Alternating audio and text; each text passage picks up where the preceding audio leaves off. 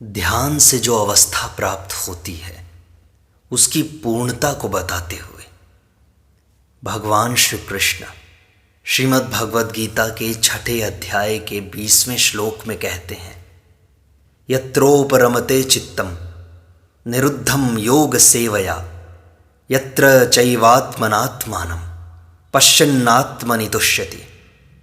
श्लोक की व्याख्या करते हुए पूज्य स्वामी राम सुखदास जी कहते हैं, ध्यान योग में पहले मन को केवल स्वरूप में ही लगाना है, यह धारणा होती है। ऐसी धारणा होने के बाद स्वरूप के सिवाय दूसरी कोई वृत्ति पैदा हो भी जाए तो उसकी उपेक्षा करके उसे हटा देने और चित्त को केवल स्वरूप में ही लगाने से जब मन का प्रवाह केवल स्वरूप में ही लग जाता है तब उसको ध्यान कहते हैं। ध्यान के समय ध्याता, ध्यान और ध्येय यह त्रिपुटी रहती है, अर्थात साधक ध्यान के समय अपने को ध्याता, ध्यान करने वाला मानता है, स्वरूप में तद्रूप होने वाली वृत्ति को ध्यान मानता है और साध्य रूप स्वरूप को ध्येय मानता है। तात्पर्य है कि जब तक इन तीनों का अलग अलग ज्ञान रहता है तब तक वह ध्यान कहलाता है। ध्यान में ध्येय की मुख्यता होने के कारण साधक पहले अपने में ध्यातापना भूल जाता है, फिर ध्यान की वृत्ति भी भूल जाता है, अंत में केवल ध्येय ही जागृत रहता है। इसको समाधि कहते हैं। यह संप्रज्ञात समाधि है जो चित्त की एकाग्र अवस्था में होती है। इस समाधि के दीर्घ काल के अभ्यास से फिर असंप्रज्ञात समाधि होती है। इन दोनों समाधियों में भेद यह होता है कि जब तक ध्येय का नाम और नाम नामी का संबंध है, ये तीनों चीज़ें रहती हैं, तब तक वह संप्रज्ञात समाधि होती है। इसी को चित्त की एकाग्र अवस्था कहते हैं। परंतु जब नाम की स्मृति न रहकर केवल नामी ध्येय रह जाता है तब वह असंप्रज्ञात समाधि होती है। इसी को चित्त की निरुद्ध अवस्था कहते हैं। निरुद्ध अवस्था की समाधि 2 तरह की होती है, सबीज और निर्बीज। जिसमें संसार की सूक्ष्म वासना रहती है वह सबीज समाधि कहलाती है। सूक्ष्म वासना के कारण सबीज समाधि में सिद्धियां प्रकट हो जाती हैं।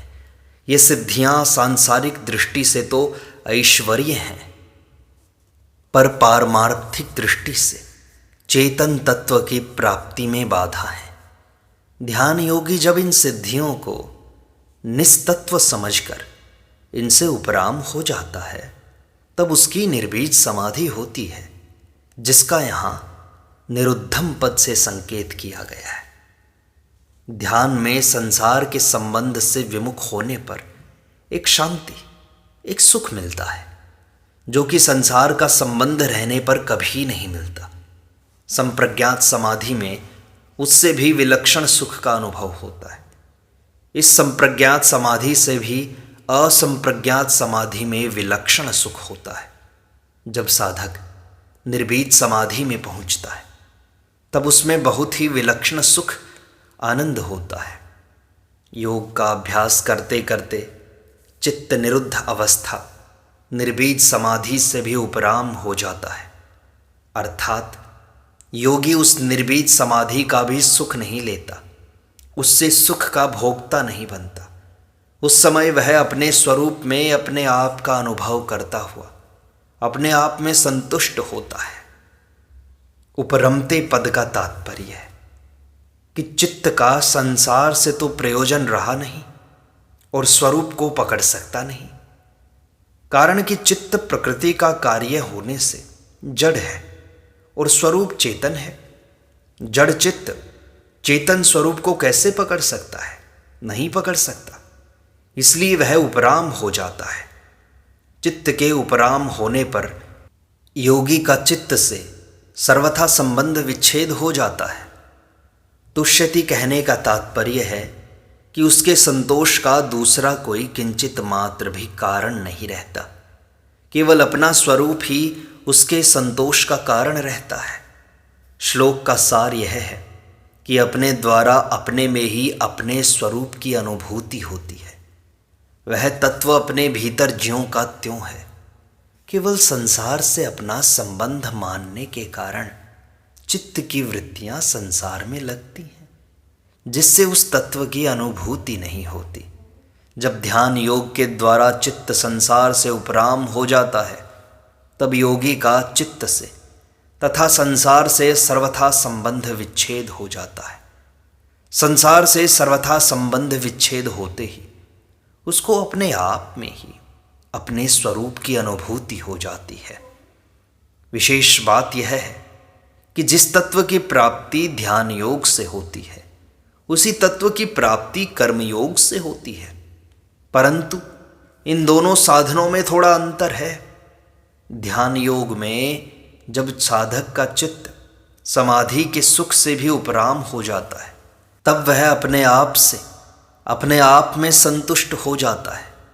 कर्मयोग में जब साधक मनोगत संपूर्ण वासनाओं का, कामनाओं का सर्वथा त्याग कर देता है, तब वह अपने आप से अपने आप में संतुष्ट हो जाता है। ध्यान योग में अपने स्वरूप में मन लगने से जब मन स्वरूप में तदाकार हो जाता है, तब समाधि लगती है। उस समाधि से भी जब मन उपराम हो जाता है, तब योगी का चित्त से संबंध विच्छेद हो जाता है और वह अपने आप में संतुष्ट हो जाता है। कर्मयोग में मन, बुद्धि, इंद्रियां, शरीर आदि पदार्थों का और संपूर्ण क्रियाओं का प्रवाह केवल दूसरों के हित की तरफ हो जाता है। तब मनोगत संपूर्ण कामनाएं छूट जाती हैं। कामनाओं का त्याग होते ही मन से संबंध विच्छेद हो जाता है और वह अपने आप में संतुष्ट हो जाता है। भाव यह है कि मन आत्मा में नहीं लगता, अपितु उपराम हो जाता है। कारण कि मन की जाति अलग है और आत्मा की जाति अलग है। मन अपरा प्रकृति है और आत्मा परा प्रकृति है। इसलिए आत्मा ही आत्मा में लगती है। आत्मना आत्मानं पश्यन् आत्मनि तुष्यति। अपने आप में अपने आप को देखने का तात्पर्य है कि आत्म तत्व पर संवेद्य नहीं है, अपितु स्वसंवेद्य है। मन से जो चिंतन किया जाता है, वह मन के विषय अनात्मा का ही चिंतन होता है, परमात्मा का नहीं। बुद्धि से जो निश्चय किया जाता है, वह बुद्धि के विषय का ही निश्चय होता है, परमात्मा का नहीं। वाणी से जो वर्णन किया जाता है, वह वाणी के विषय का ही वर्णन होता है, परमात्मा का नहीं। तात्पर्य है कि मन, बुद्धि, वाणी से प्रकृति के कार्य अनात्मा का ही चिंतन, निश्चय तथा वर्णन किया जाता है।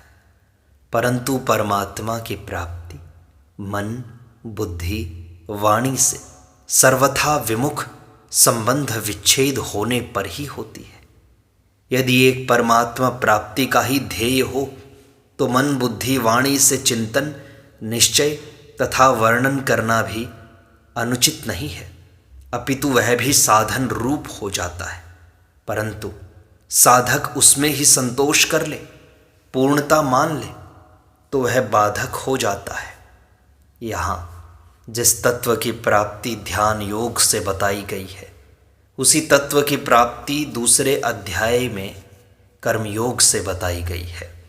अंतर इसमें इतना ही है कि ध्यान योग तो करण सापेक्ष है, पर कर्म योग करण निरपेक्ष साधन है। करण सापेक्ष साधन में जड़ता से संबंध विच्छेद देरी से होता है और इसमें योग भ्रष्ट होने की संभावना रहती है। इसलिए कर्मयोग को महत्व इसमें दिया गया है। करण निरपेक्ष साधन को अपनाया गया है ताकि जड़ता से संबंध विच्छेद शीघ्र हो जाए तथा योग भ्रष्ट होने की संभावना भी न रहे।